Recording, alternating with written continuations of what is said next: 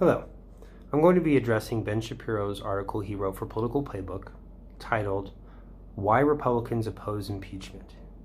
I'm going to be addressing the Politico Playbook's editor's argument for why he allowed Ben Shapiro to uncritically use his platform. I'm going to reflect that on what journalism is and should be and why he kind of misunderstands what journalism is and intellectual standards. And then I'm going to be addressing Ben Shapiro's argument itself and why it's a bad argument, it's dishonest, why Ben Shapiro should know better and he does know better. And I believe that that conversation has gotten lost in the whole controversy, and we're not even talking about his article and why it's bad journalism. Maybe the political editors address that, or the Politico Playbook staff address that. I'm not part of the Politico Playbook staff, I'm not part of them, but there is a standard to journalism, and I think the political editors misunderstand what that standard is and what their job is. Okay, so first we're going to address the editor's argument or political statement on why they believe they were right in allowing Ben Shapiro unfiltered access to their platform. So their statement says, "We have taken great care to assemble a roster of great authors who are prominent thinkers and writers and represent a range of perspectives. What sets Politico apart in this intense politicized and media moment is that we rise above ideological warfare, even as many seek to drag us into it." Now, the conversation specifically in this context is about impeachment. That is what the article Ben Shapiro wrote is about. And there is not a wide range of perspectives on this conversation. Either you support impeachment and as a way to hold Trump accountable for his lies about the election fraud, his encouraging people to show up on the day they certify the election, him telling them that they have to stop the fraud that's happening with strength and not weakness, and then telling them that he's going to go down there with them to the Capitol. And then the most obvious thing happened. People believed him, and they tried to stop the Capitol and Congress from certifying the election. There isn't a wide range conversation here. Either you think Trump should be held accountable and that impeachment is the way, or that there's an alternative to impeachment that you should say, or you just don't think that Trump should be held accountable. But there isn't any more options here. And instead of having that conversation and exposing their readers to the truth, they were lazy, the political editors, and just let a conservative commentator have a conversation, and maybe they've allowed a liberal commentator to have their argument, and they've done zero journalism, they've done zero reporting, they've done zero research. So the issue here with Political's willingness to just allow an openly biased commentator come and use their platform is that it does no service to their readers, who goes to their platform to hear the truth. And if they wanted if they believed the truth was coming from Ben Shapiro, they absolutely can go to Ben Shapiro's platform. This isn't an issue of Ben Shapiro needing a platform. The only other opportunity here, journalistically speaking, on bringing Ben Shapiro to your platform would be to reach his readers, in which you could only do so is if you were going to critically interview him on his perspective and arguments and why they're wrong. But giving him an unfiltered platform for the sake of balance is not journalism. It's a bias towards fairness. You're trying to be fair, you're not trying to inform. This is just bad journalism. I don't know if this was the argument made by political staffers, but this is an argument made for the sake of journalism. Okay, so now I'm going to address Ben Shapiro's article specifically. You should go to Google or whatever and go on the internet, search it. The real reason Republicans oppose impeachment by Ben Shapiro. Read it and then come back to this video. I'm going to address his argument specifically on impeachment. There is other parts of his argument, like he addresses the Parler incident where they were removed from their internet service provider, and Twitter, where Trump and other conservatives have been banned. But this has nothing to do with impeachment. I think it's filler. I think it's a distraction from the conversation. And I think it's a separate conversation that we can have. So I am not making a comment on those.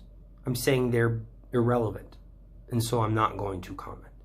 We're specifically going to comment on a little bit of what he says here. This part in his article where he argues, a little bit down from the beginning, opposition to Trump impeachment comes from a deep and abiding conservative belief that Trump members of the opposing political tribe want their destruction, not simply to punish Trump for his behavior. This is dishonest. Ben Shapiro knows this is dishonest, primarily because he is an educated man of Harvard who knows that impeachment does only two things. One, it removes the individual from office. Two, it prevents the individual from ever seeking office in the United States ever again for any reason, any type of office. It will not metaphorically, hyperbolically, or literally destroy any member of Congress if they vote to impeach Trump. So that's the first set of dishonesty from Ben Shapiro, where he misinforms the voter. He does not tell them that the only consequences for impeachment is Trump can no longer seek office ever again. Since he's already out of office, that's the only consequence. He can no longer seek office again. The second reason Republicans are fearful, or the second thing that Ben Shapiro is being dishonest about, which is the real reason they are afraid of the quote-unquote destruction of their party. And that is because the American voter is someone they will eventually have to face. They could suffer destruction at the hand of the American voter. Because if you vote to impeach Trump as a Republican, you could see a primary challenger. And the voters who still support Trump despite the attack and who still might believe the election fraud lies will not vote for you. Or you do not vote for impeachment, and you think Trump should get away with it. You could face a different set of the Republican Party that is not okay with that during a primary vote or the general election. You could face liberals that are motivated to come after you and get you removed.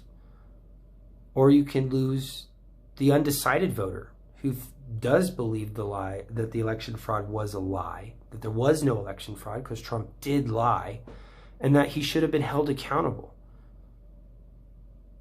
And the third reason is that some of the Republicans also lied about election fraud, and that it would be hypocritical for them to come out for it,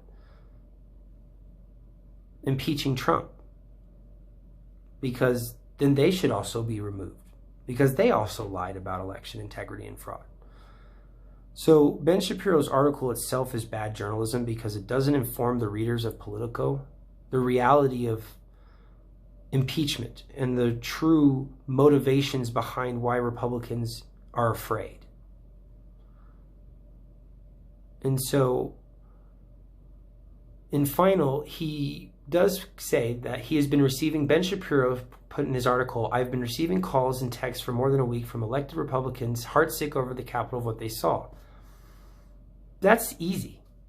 I wouldn't even think they're lying. I'm sure they saw that and freaked out. It probably scared them. They didn't think that their supporters would believe them or the other members of their party that lied about election fraud, and they would try to do something about it. And so it probably scared them. They were coming at them. They wanted to hang Mike Pence. So it's easy to be heartsick over this. What is not easy is to risk your own political career and the power you hold to hold Trump accountable and to tell your own constituents this was wrong. And so this is a fundamental failure. From Ben Shapiro, should be expected. This poor journalism, this bad argument. From Politico, it's not. At least not from an agency that calls themselves a journalistic company. I don't know if historically this is something that we should expect from them. but if you're going to call yourself journalists, you failed to meet the bar. You failed your readers. And you failed the country. And so I think that the conversation we aren't having, I addressed here, and that the real reason the impeachment argument from Republicans is simply a fear of losing power. And that the editors of Politico should have done their job, not been lazy, and not been scared of taking a risk. I could be wrong, but I think the burden of proof right now, based on the facts at hand, are on Republicans. And that I'm willing to hear them out. So, why am I wrong?